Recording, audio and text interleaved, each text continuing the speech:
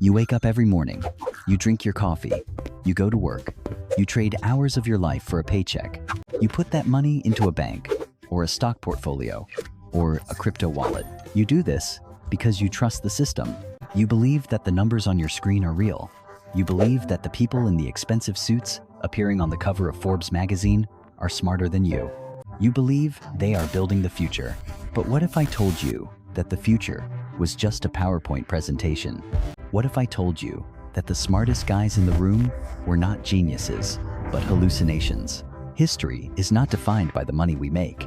It is defined by the money we lose. From the energy trading floors of Houston to the tech startups of Silicon Valley, and down to the crypto penthouses in the Bahamas, the story is always the same. It starts with a smile. It ends with a handcuff. We are not talking about simple theft.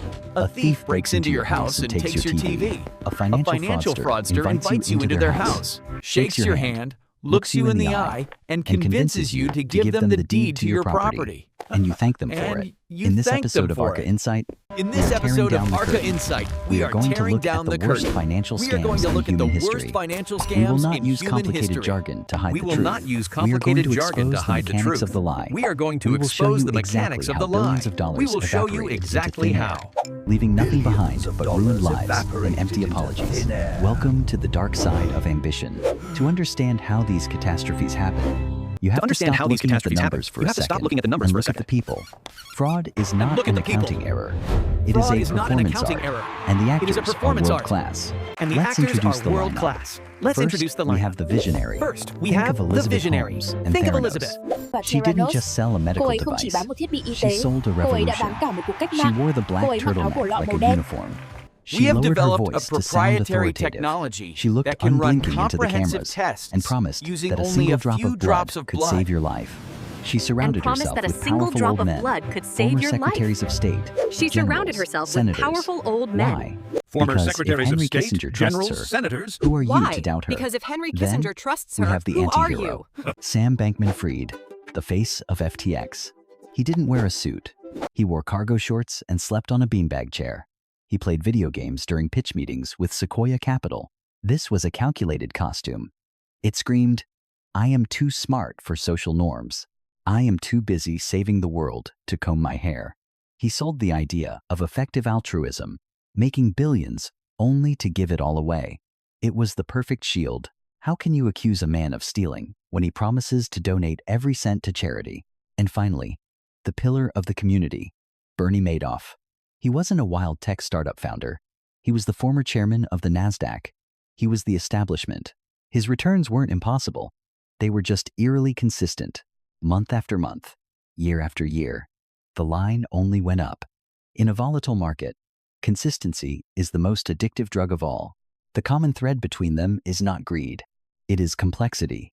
They built systems that were intentionally difficult to understand. Were When an intentionally investor difficult asked, to understand. how does the When an technology investor actually asked, work? how does the technology Or, actually how do you work? generate these Or, returns? how does The answer was always a variation of the same insult. It went something like this.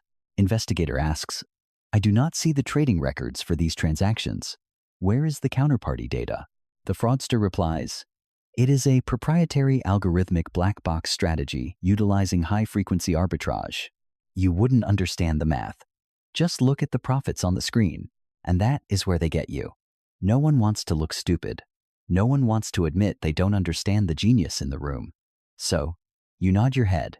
You sign the check. You tell yourself that these people operate on a higher plane of existence. You don't realize that the black box is empty until the moment you try to take your money out. Once the hook is set, the mania begins. This is the phase where rational thought is suspended and replaced by a collective hallucination. In the financial world, we call this FOMO, fear of missing out. But in these cases, it was more like fear of sanity. The valuations didn't just grow. They exploded. Theranos hit a valuation of $9 billion. FTX reached $32 billion. Enron was named America's most innovative company by Fortune magazine for 6 consecutive years. The media played the role of the cheerleader. They put these fraudsters on magazine covers. They called them the next Steve Jobs, the next Warren Buffett. They validated the lie. When the smartest venture capital firms in Silicon Valley invested hundreds of millions of dollars, The rest of the world assumed the homework had been done. They assumed that someone, somewhere, had opened the books and checked the code. They were wrong. Due diligence became a dirty word. If you asked too many questions, you were cut out of the deal. So, the investors shut up and wired the money. But the red flags were there. They were massive, flashing neon signs that screamed fraud. At Theranos, the revolutionary Edison blood testing device was a ghost. It never worked. The company was secretly buying standard When they had to machines from demonstrate the Siemens, device to hacking investors, them open, they faked the and running the results. blood tests in a back room. When they had to demonstrate the device to investors, they faked the results. They used pre-recorded data. It was theater, not science. Employees who raised concerns were fired, threatened with lawsuits, and silenced by aggressive lawyers. The culture was built on fear, not innovation. At FTX, the situation was even more absurd. This was a $32 billion exchange processing billions in daily volume, and they didn't even have a functioning board of directors. They used QuickBooks consumer-level accounting software to manage a global financial empire. But the darkest secret was the relationship with Alameda Research, a hedge fund also owned by Sam Bankman-Fried. FTX customers deposited money thinking it was safe. In reality, Sam was secretly funneling that customer money directly into Alameda to cover massive gambling losses. There was a secret backdoor in the code that allowed Alameda to borrow unlimited funds from the exchange without any collateral. It was simple theft, disguised as complex liquidity management. And then there was Enron. They used an accounting method called mark-to-market. This allowed them to book potential future profits as current income. If they signed a 20-year deal today, they would estimate how much money they might make over the next 20 years and book it all as profit right now. If the deal failed later, they didn't adjust the books.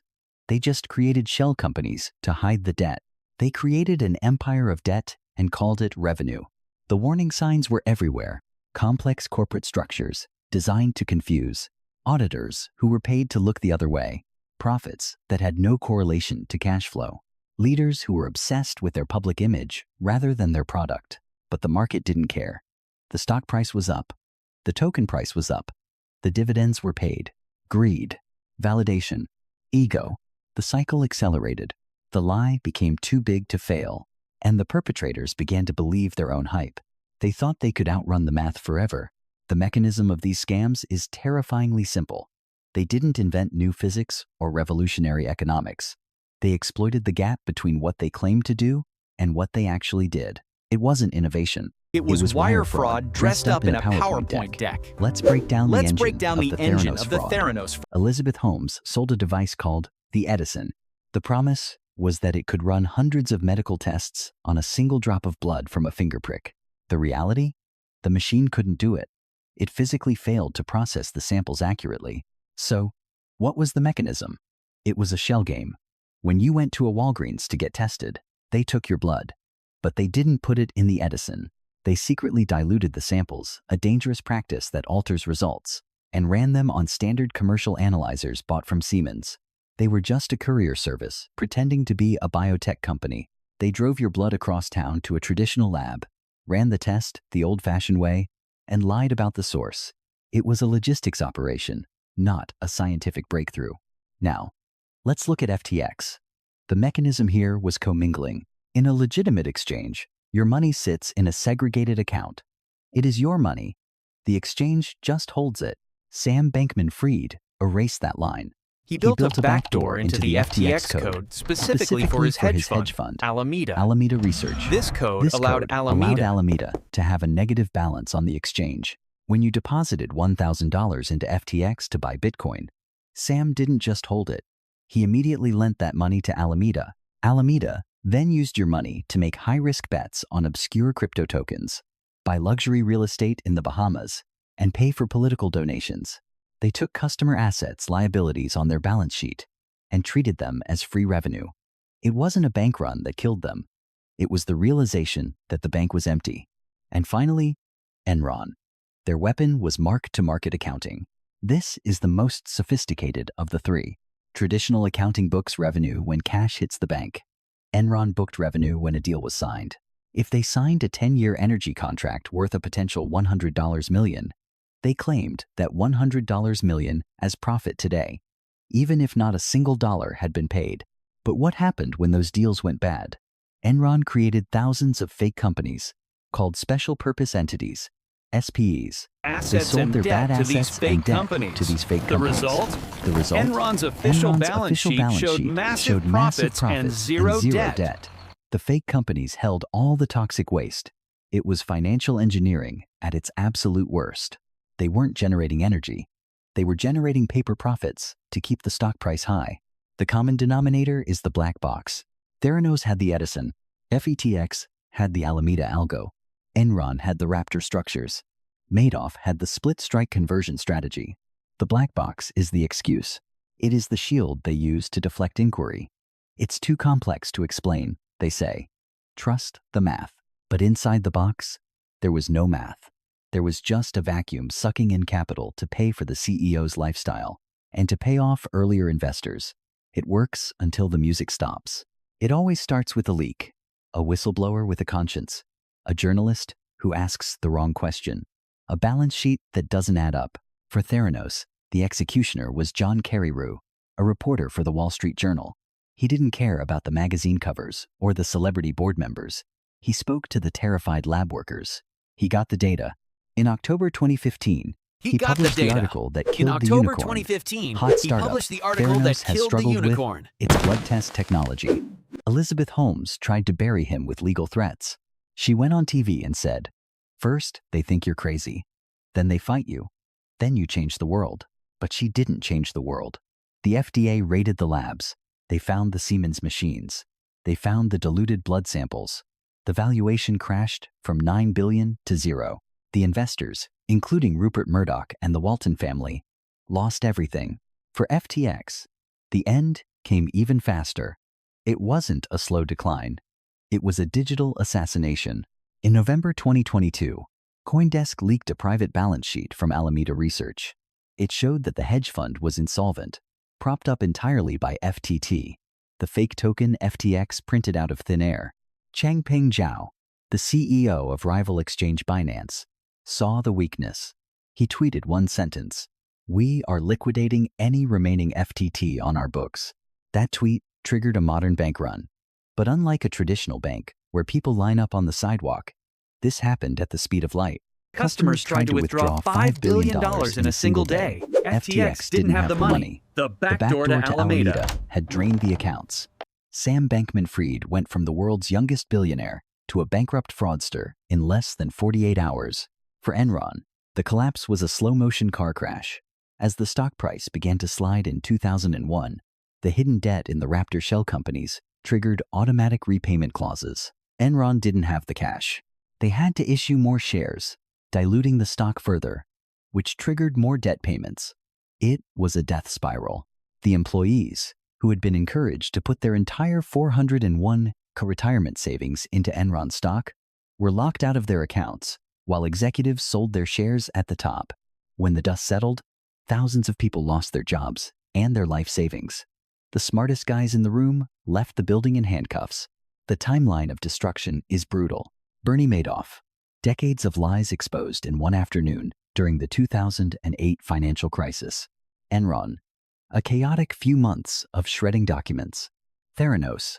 A slow bleed of lawsuits and investigations. FTX. A weekend of panic on Twitter. The proof is always in the liquidity. You can fake a balance sheet. You can fake a profit margin. You can fake a technology demo. But you cannot fake cash when 10,000 people ask for their money back at the same time. That is the moment the hallucination ends and reality begins. The financial world is a jungle, and you are walking through it wearing a meat suit. The predators are always watching. They are looking for the desperate, the greedy, and the uninformed. If you don't want to be the liquidity for someone else's exit scam, you need to arm yourself. You need to see the red flags before the crash happens. We dig through the balance sheets, the lawsuits, and the lies so you don't have to. If you want to survive the next bubble, you know what to do. Hit the subscribe button, turn on notifications, stop listening to the hype, and start looking at the mechanics. Don't let them catch you sleeping. Here is the ultimate irony. Elizabeth Holmes is in prison. Elizabeth Holmes is in prison. Sam Bankman-Fried is in prison. Bernie Madoff died in prison. Justice was technically served. But the money? Most of it is gone forever. The scammers are removed. But the flaw in the system remains. That flaw is human nature. As long as people want to get rich without doing the work, there will always be someone willing to sell them a magic box. The game never changes. Only the players do. The next SBF is already out there, polishing his pitch deck, waiting for you to sign the check. Stay cynical.